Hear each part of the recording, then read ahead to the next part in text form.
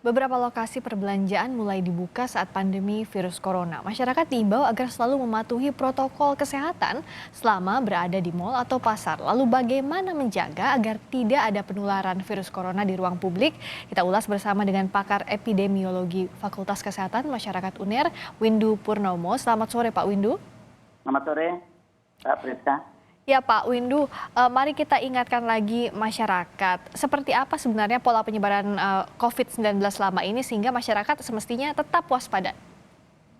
Ya, pola penyebaran COVID-19 kan seperti kita ketahui ya, saya kira masyarakat sudah tahu, yaitu melalui penularan, yaitu ketika ada orang yang saling berdekatan, itu prinsipnya itu, Ya. saling berdekatan kurang dari 1 meter. Ya, atau kurang dari 1,5 meter lah, yang memadai seharusnya 1,5 meter. Jadi itu prinsipnya. Ya. Jadi selama orang berkerumun tidak menjaga jarak, meskipun dia pakai masker gitu ya, meskipun pakai masker, tapi kalau berkerumun maka kemungkinan tertular adalah cukup tinggi gitu. Jadi yang paling penting adalah menjaga jarak itu. Ya. Jadi polanya seperti itu. Penting menjaga jarak. Kenapa Iya. ini diingatkan di awal perbincangan kita, Pak Windu? Karena kita tahu pasar, mal, dan juga nanti bahkan beberapa objek wisata segera dibuka kembali. Masyarakat harusnya seperti apa? Protokol kesehatan seperti apa yang harusnya disiplin dilakukan oleh masyarakat? Kalau dari sudut masyarakat, sebetulnya sudah berkali-kali disosialisasikan oleh pemerintah ya. Kalau setiap siang itu ada Dokter Reza ya yang selalu mengingatkan kita semua. Jadi selalu itu tadi. Sebaiknya sebetulnya ya selama virus masih ada, orang itu tetap tinggal di rumah harusnya. Kecuali kalau betul-betul daerah itu hijau ya, dan itu sudah gugus tugas pusat itu sudah membuat pedoman ya, pedoman daerah untuk menilai bagaimana status dari daerahnya sendiri. Ada yang hijau, ada yang kuning, orange, dan merah. Nah, selama belum hijau, ya kuning saja, ya semua orang seharusnya masih tinggal di rumah, kecuali ada kepentingan tertentu, ya. Nah, apalagi kalau daerah itu merah. Kalau merah itu tetap sebetulnya apakah disebut PSBB atau bukan, ya, masa transisi atau bukan. Tetap sesungguhnya tidak boleh ada kegiatan bisnis yang dibuka. Tidak boleh ada tempat rekreasi yang dibuka. Kalau merah ya. Orange pun masih hampir seperti itu. Nah, jadi masyarakat ya sebetulnya kalau daerahnya tahu daerah itu merah atau masih orange ya, sebetulnya tidak boleh keluar rumah. Nah, sekarang misalnya DKI masuk apa misalnya? Kalau Surabaya jelas merah. Ya toh, merah. Tetapi orang keluar rumah. Padahal ketentuan di artinya pedoman yang dibuat sendiri oleh gugus tugas pusat mengatakan selama daerah itu merah, pusat bisnis, ya, pusat rekreasi, pusat pendidikan, ya, dan keagamaan tidak boleh sama sekali diaktifkan. Tetapi kenyataannya apa yang disampaikan oleh gugus tugas pusat sendiri tidak diturut oleh daerah-daerah, sehingga masyarakat itu kan tergantung pemerintah setempat. Kalau dilonggarkan dan mereka bisa keluar rumah ya karena tidak ada semacam larangan, maka tentu mereka keluar rumah. Nah, sekarang gini. Kan karena sekarang berarti kan semua itu harus terpulang pada individu karena pemerintah sudah membuka ya. Padahal sebetulnya belum pantas dibuka.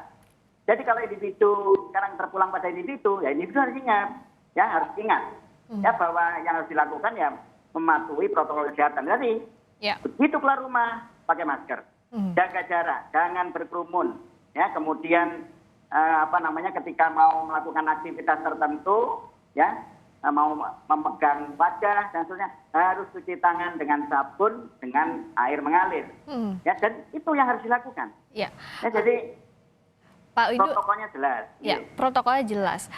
Dan kita tahu meskipun berbagai ruang publik, baik itu mal dan juga pusat perkantoran atau pusat bisnis lainnya sudah menyiapkan seperti apa protokol kesehatan yang mulai dari touchless misalnya tidak banyak yang diaktifkan dengan tidak menyentuh secara langsung atau bahkan menyediakan tempat cuci tangan untuk para pengunjung dan membatasi kapasitas.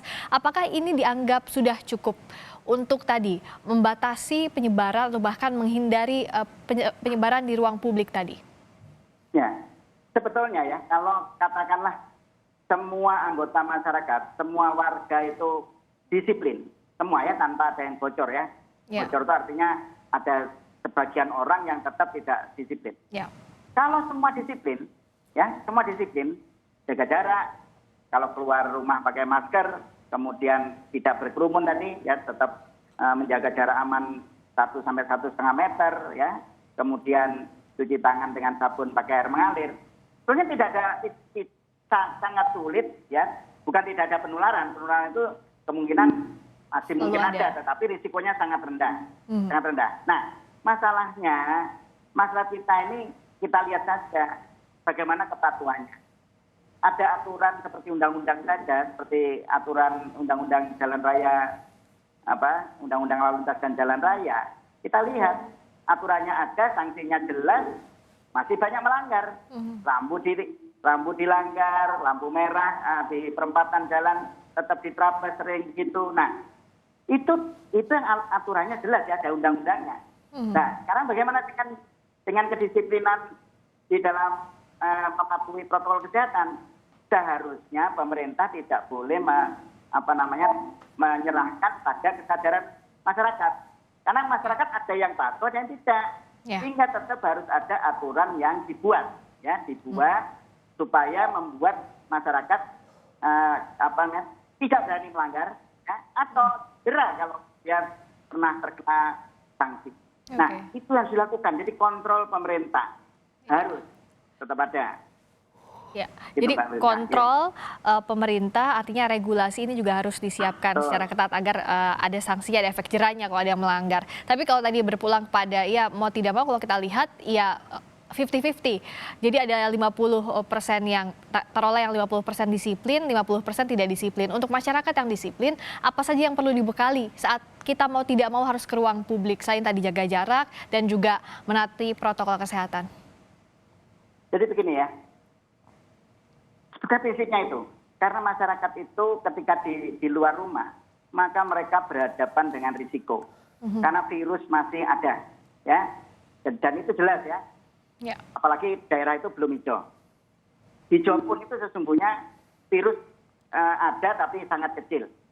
Nah, pada daerah yang kuning, orange, merah, apalagi merah, virus itu ada pada orang-orang yang ada di sekitar kita.